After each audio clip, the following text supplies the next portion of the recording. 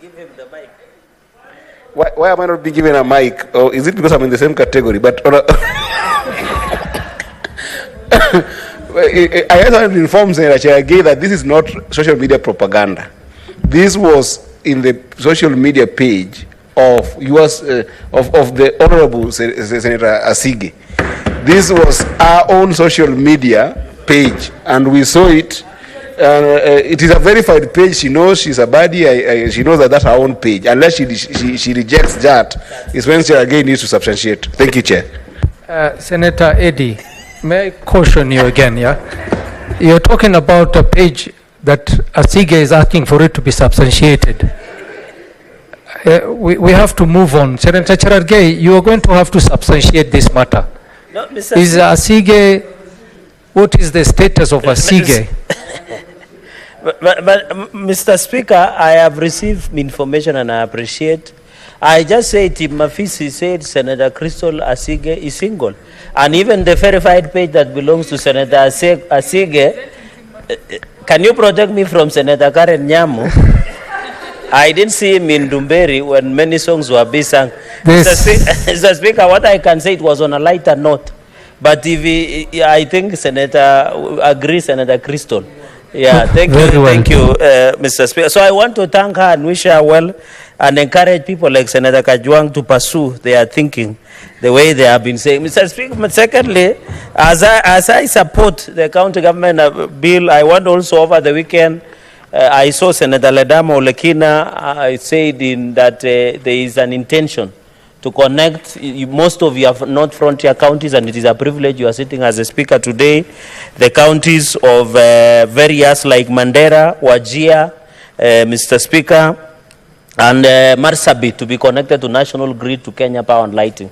And I think that's a significant, and I want to thank Senator Ledama Olekina, who is our minority whip, and we support because we want access to power to be easier. The only part I don't support with him is when he becomes specific on the person who should do it, but I hope those are issues that can be resolved. Mr. Speaker, the county government amendment is a very direct, as my colleagues have said, under Article 54. In fact, sub-Article 2, the state shall ensure the progressive implementation of the principle of people living with disability, that at least 5% of the members of the public in elective and appointive bodies are persons with disabilities. So it is provided, Mr. Speaker, it is an affirmative direction that both elective and appointive, and I want to encourage Senator Crystal Asige next time, should also give us a status implementation report of the appointive of 5% within governments, the national government and the county governments, Mr. Speaker, so that we don't only talk about elective. The Constitution is very subjective, that it is not only elective, Mr. Speaker, or appointive. So we want to know whether even appointed positions meet the criteria of people living with disabilities, Mr. Speaker. And I think that is Article 54. Mr. Speaker, on Article 177 in terms of county assembly membership, I think this is a very straightforward matter, that at least 5%. It is disappointing that more than 20 counties are not meeting the threshold of PWDs and the young people, Mr. Speaker. The biggest challenge we have as a country as we talk today is the ballooning youth across the country.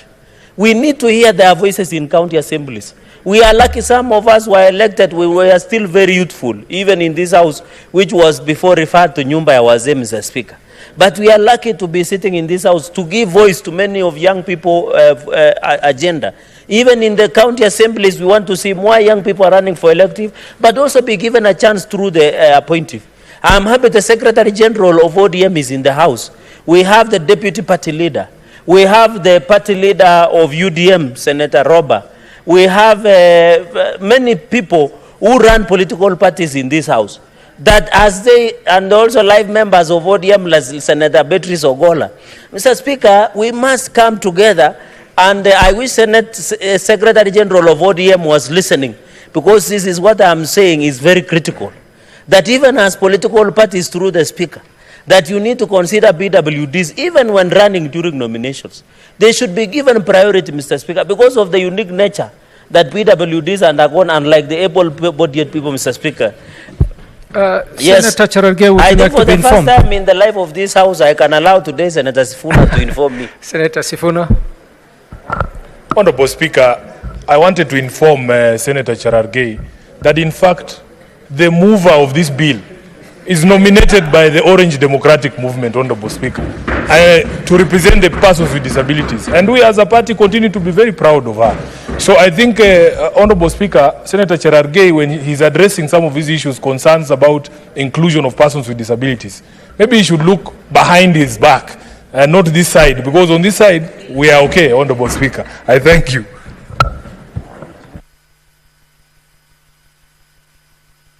Mr. Speaker, I want to thank the SG Nairobi City Senator for that powerful and I want to commend the ODM also for nominating Senator Crystal Asige.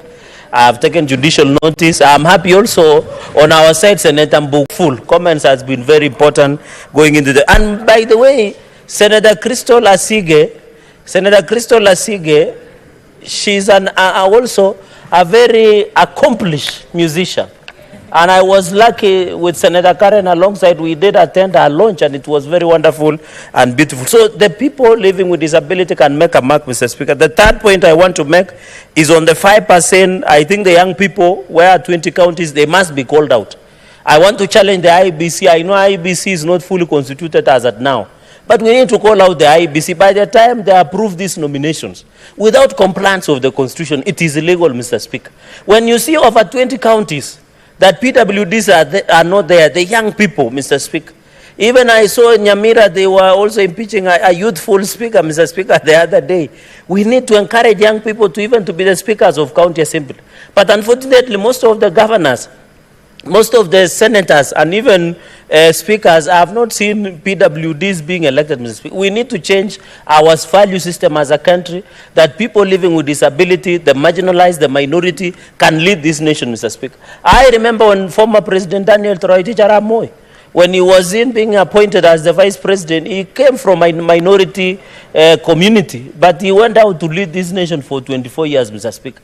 You have seen many people, even Professor Kithure Kindiki comes from a minority community. That is a challenge that as a nation, we must look beyond. I know, Mr. Speaker, where you come from, there is still a challenge about clanism, Mr. Speaker, where people look leadership in terms of numbers as opposed to competence. So as a country, we must look beyond the differently able people, that they can be leaders also. They can be governors, they can be ministers. They can. I remember there was a PS, Mr. Speaker, who delivered in the last parliament, Mugobe, or the PS with the stored diminutive stature, who was the PS, I think, in charge of education. She used to come from Western, Mr. Even the late Professor Godia. Mr. Speaker, we must agree, and I'm happy in 2020, the Ministry of Health has defined on what disability means. And I want to ask Senator Crystal Asige to keep the fire burning and ensure that these interests are represented, Mr. Speaker. Mr. Speaker, in conclusion, this one on the youth, I think young people also have a chance. You saw the explosion of Gen Z protests the other day, Mr. Speaker. This is because they feel unrepresented. Most of the young people feel that they are not represented. But, Mr. Speaker, I want to challenge them also to run for these positions. You cannot be saying we are not represented when you have not tried. Some of us, when we came here, we were very, very young, but we dared to try. So I want to challenge, Mr. Speaker, that young people, wherever they are, it is not enough to just say we are not represented. Can you go out and register and become voters and run for those positions? All these political parties are willing to incorporate young people to run for these elected positions, including people living with disability, minorities and marginalized, Mr. Speaker.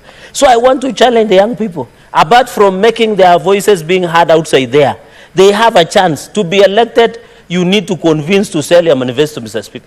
Even I want to say, in conclusion, the resolution we just made the other day, it is because of that motion that we did contribute today, Mr. Speaker, that most of the young people, as we talk today, they went into Gen Z protests, Mr. Speaker. It's because they felt that they were representations.